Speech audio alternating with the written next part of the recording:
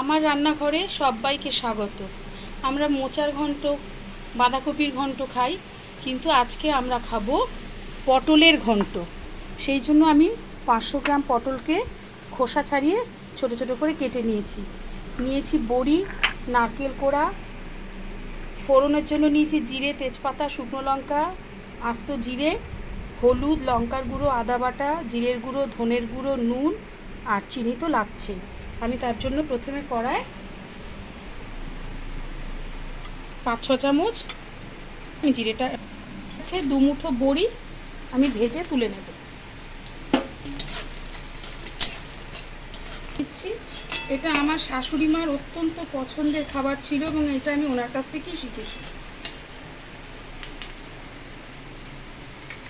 জিরে, তেজপাতা, শুকনো লঙ্কা ফোড়ন দিয়ে দিলাম।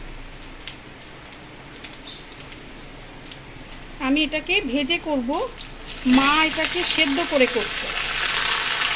মা পটলটাকে একটু ভাপিয়ে নিত। সামান্য আর হলুদ দিয়ে আমি পটলটাকে ভালো করে ভেজে নেব।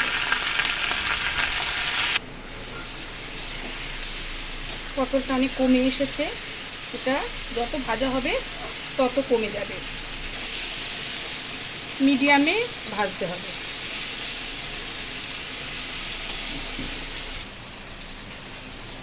গিয়েছিলাম দিতে টমেটো, সামান্য টমেটো দিলাম। টমেটো নরম হয়ে যাবে।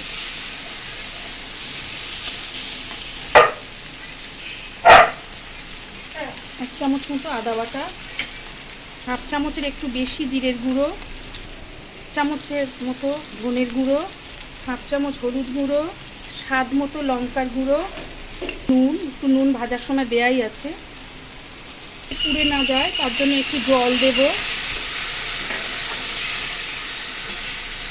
মশলাটাও কষানো হবে, পটলটাও আর একটু মাখো মাখো হবে। তাহলে ভেজে রাখা বড়ি, চিনি, আমাদের বাড়িতে এইটা একটু মিষ্টি মিষ্টি খায় বলে আমি একটু মিষ্টিটা বেশি দিলাম। নারকেল কোড়া সবটা দিচ্ছি না, একটু সাজানোর জন্য দেব। সামান্য গরম মশলার গুঁড়ো আর একটু ঘি, তাতে জাস্ট ফাটাফাটি পটলের ঘন্ট।